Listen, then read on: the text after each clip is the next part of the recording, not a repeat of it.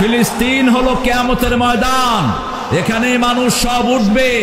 এই ফিলিস্তিনের জন্য রাসূল সাল্লাল্লাহু আলাইহি ওয়াসাল্লাম দোয়া করেছেন এবং রাসূল বলেছেন ঈমান থাকবে ফিলিস্তিনে। যারা ফিলিস্তিনের বাহিরে থাকবে ওরা সবচেয়ে খারাপ মানুষ, যারা ফিলিস্তিনে থাকবে ওরা পৃথিবীর সবচেয়ে ভালো মানুষ।